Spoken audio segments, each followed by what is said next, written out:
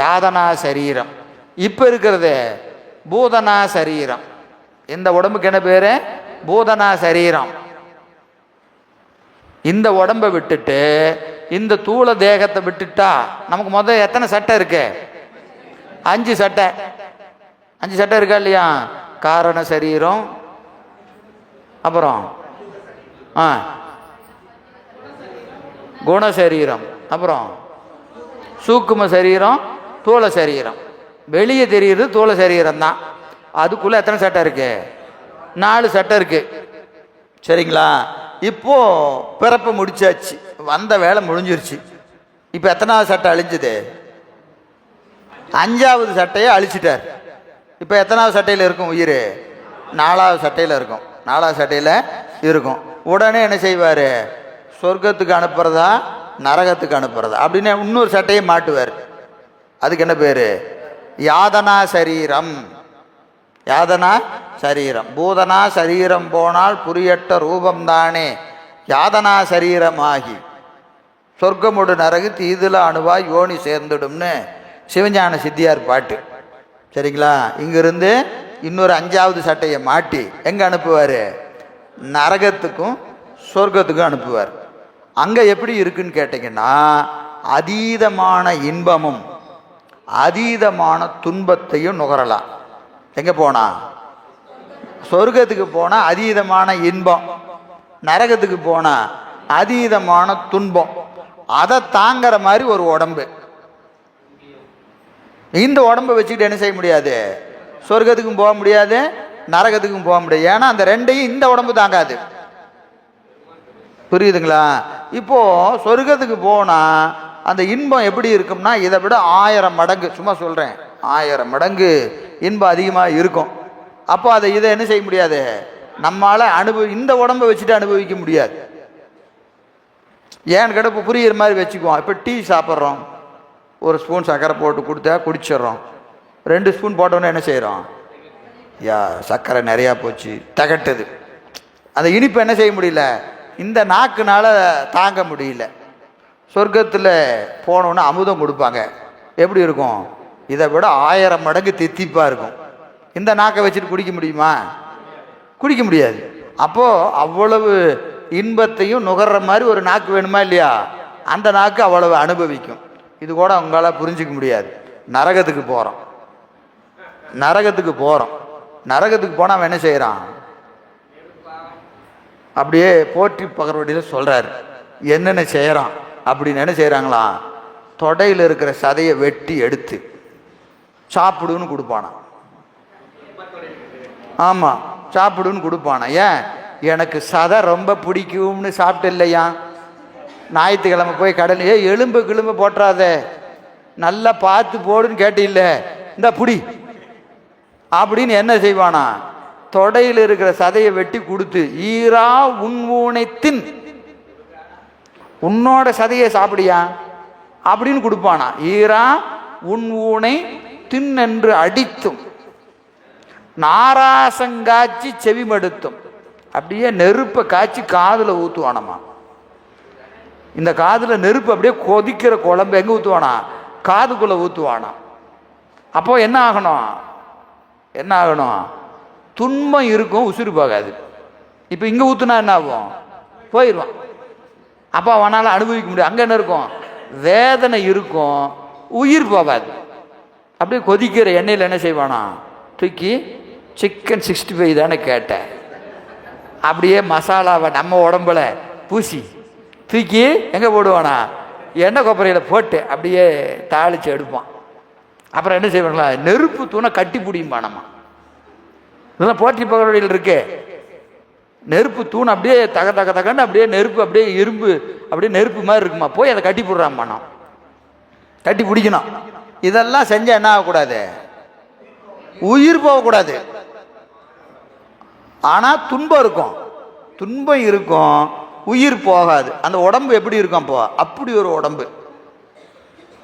துன்பத்தை கொடுத்தாலும் தாங்கிற மாதிரி கொடுப்பா. அதுக்கு என்ன பேர்? யாதனா சரீரம் அப்படின்னு பேர்.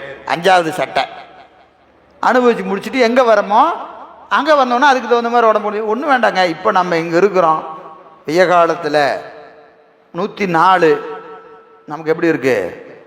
ஐயோ முடியலண்ணா. சகாராவில் சாதாரணமாக 104. அங்கே இருக்கிறவன் இருக்கிறானா இல்லையா? அப்போ அவனுக்கு அது தாங்குற மாதிரி ஒரு உடம்பு இருக்கா இல்லையா?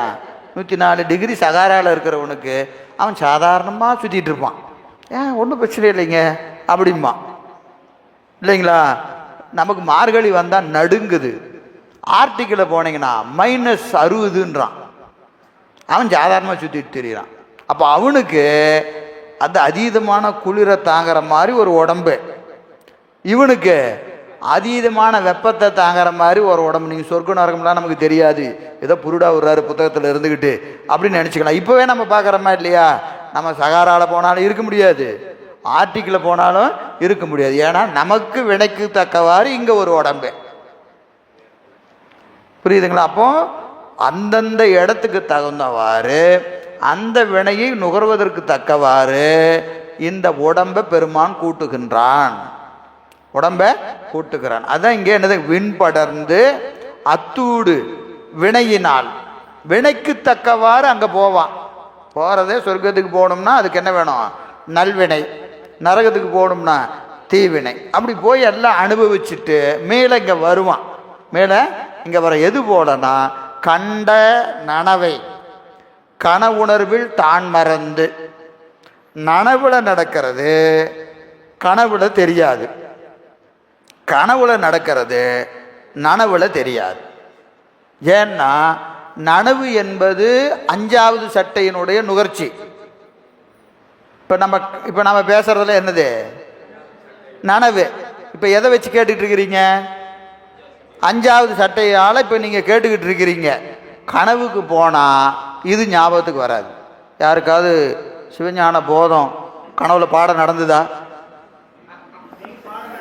நடந்துதாங்கய்யா? அப்போ நீங்கள்லாம் பெரிய ஆள் இல்லையா? கனவுலையும் பாடம் நடக்குது, பரவாயில்ல. நனவுல நடக்கிறது கனவுல வராது.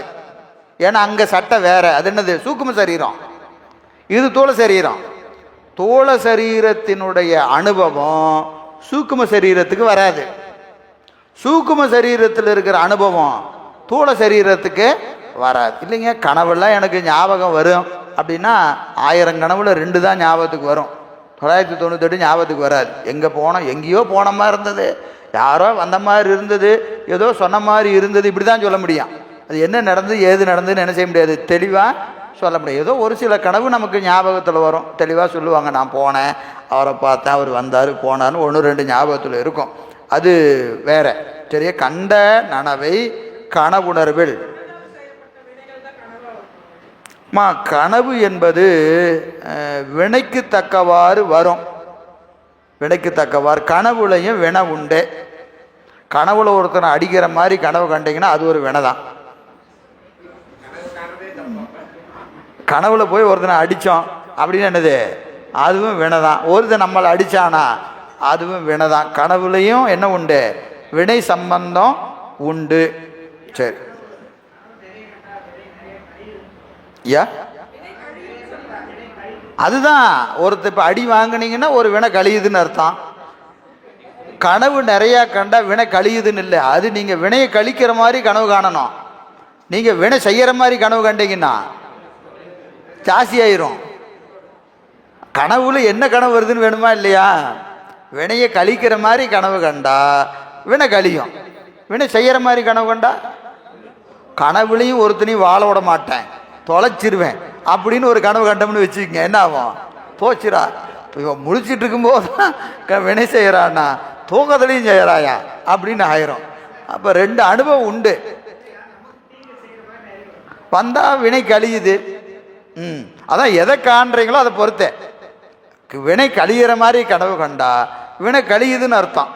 வினை செய்கிற மாதிரி கனவு கண்டா வினை சேர்த்துறோன்னு அர்த்தம். சரி, எனவே அந்த சொர்க்க நரகங்கள் போன்றவற்றுக்கு போய் சூக்கும் தேகத்தில் போய் என்னதுங்க அங்கே வினைகளை எல்லாம் செய்து மீண்டும் மனம் தள்ள.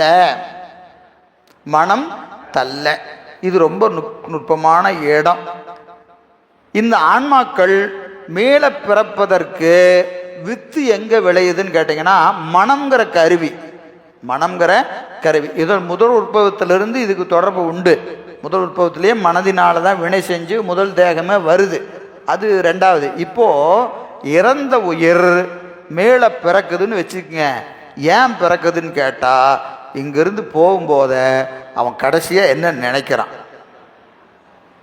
கடைசியாக என்ன நினைக்கிறான், அந்த மனிதனுடைய நினைவு இருக்குது பாருங்க, அதுக்கு வெயிட்டேஜ் ரொம்ப ரொம்ப ரொம்ப அதிகம். போகும்போது எப்படி போகணும், எப்படி போகணும், சாமி போதும், தயவு செஞ்சு என்னை இன்னொரு முறை என்ன செஞ்சிடாதீங்க, பிறக்க வச்சிடாதீங்க, மேலே ஒரு முறை என்ன பிறக்க வச்சிடாதீங்க. அழகா அப்பர் சாமி சொல்லுவார், மனமெனும் தோணி பற்றி மதியனும் கோளை ஊன்றி சினமெடும் சரக்கை ஏற்றி செறிகடல் ஓடும்போது மதமெனும் பாறை தாக்கி மறியும் போது அறிய கொண்டாது உணைவுறும் உணர்வை நல்காய் ஒற்றியூர் உடைய கோவில். நான் ஒரு கப்பலில் போயிட்டுருக்கிறேன், கப்பலில் போயிட்டுருக்கிறேன். அந்த கப்பல் எது, மனம் என்கின்ற ஒரு தோணி, மனம்ங்கிற தோணி. கப்பல் ஃபுல்லாக சரக்கு இருக்கு. என்ன சரக்கு, சினம் என்கின்ற சரக்கு, சினம்ங்கிற சரக்கு. மனம் எனும் தோணி பற்றி மதியனும் கோளை ஊன்றி. என் அறிவு நான் யாரு தெரியுமா?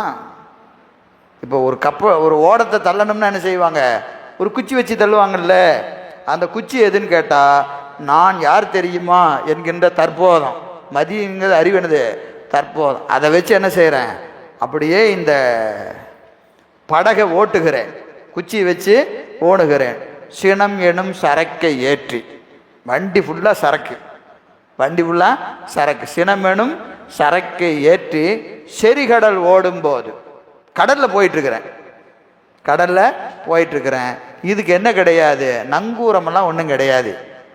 அப்படியே வச்சு தள்ளுனா என்ன செஞ்சுருக்குது, போயிட்டே இருக்குது. திடீர்னு ஒரு பெரிய பாறை வந்து நிற்குது முன்னாடி. இதை என்ன செய்ய முடியாது, பிரேக்கெல்லாம் போட முடியாது. கடலில் போகும்போது என்ன செய்ய முடியாது, பிரேக்கெல்லாம் கிடையாது. நேராக போய் எதில் அடிக்குது, அப்படியே அந்த பாறையில் மோதுகிறது.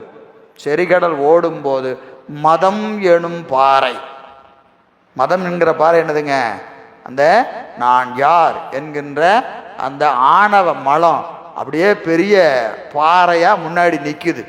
அந்த பாறையில் போய் என்ன செய்யுது, நான் வந்த கப்பல் மோதுகிறது. மோதிய உடனே நான் என்ன தெரியுமா செய்வேன், ஐயோன்னு கத்திடுவேன். சாமி என்ன வந்துடும், ஐயோன்னு தான் கத்துவேன். சிவசிவான்னு என்னால் சொல்ல முடியாது. யார் சொல்றா, நாவுக்கரசு பெருமான் சொல்லுகிறார். அந்த மதமெனும் பாறை தாக்கி மறியும் போது அறிய ஒண்ணாது.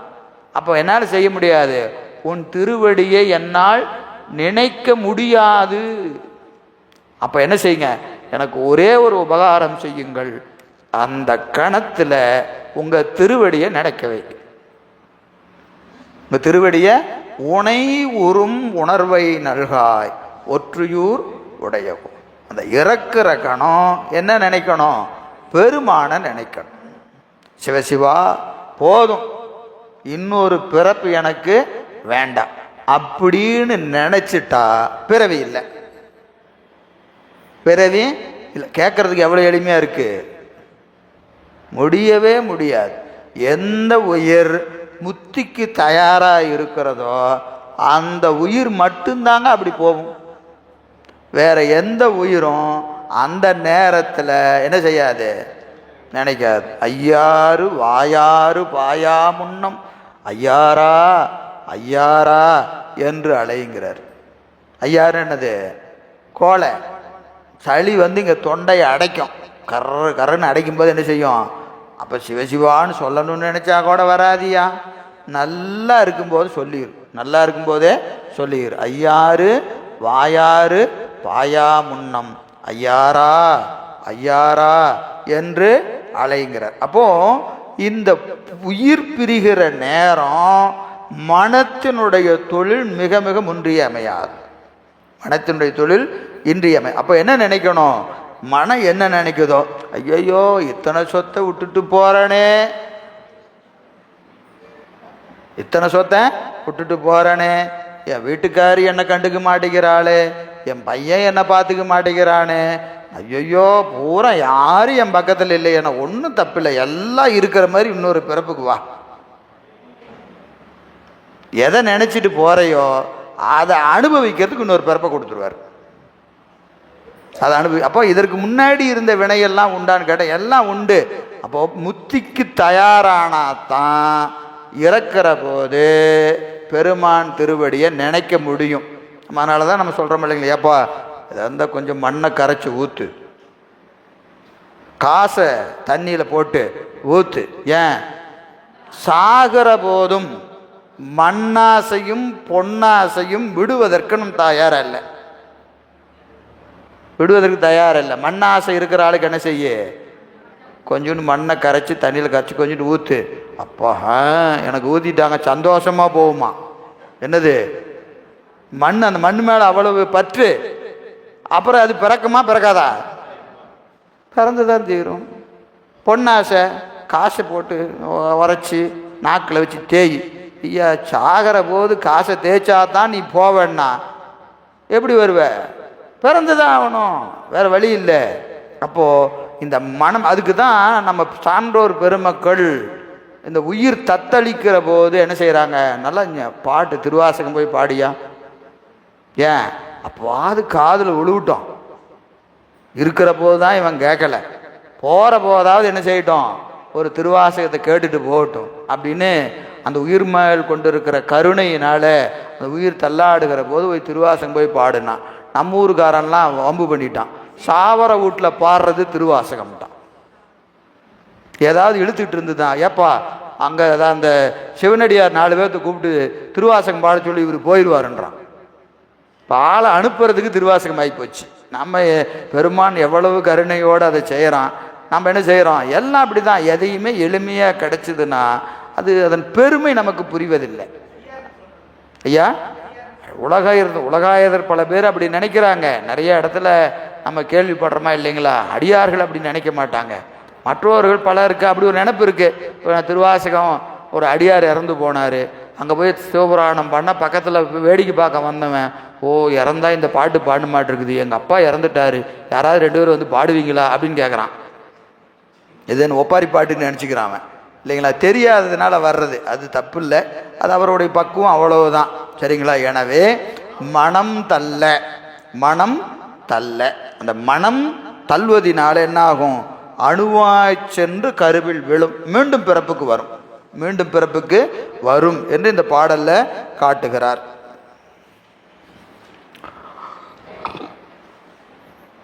சரி, அப்போ இந்த எல்லாம் சரிங்க. இந்த ஆகமத்தில் சொல்லியிருந்தாங்களா இல்லையா, என்னது குடகாய ஆகாய கூத்தாட்டுன்னு சொன்னாங்களா இல்லையா, பரகாயம் குடகாயம் என்று சொன்னாங்களே, அதுக்கு என்ன, அதுக்கு விடை சொல்லவே இல்லைன்னா அடுத்த பாட்டு சொல்றார்.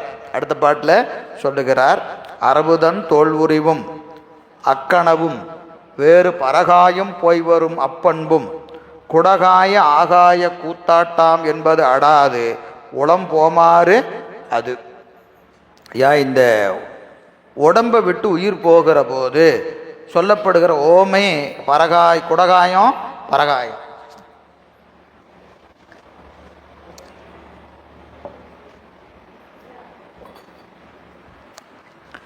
குடக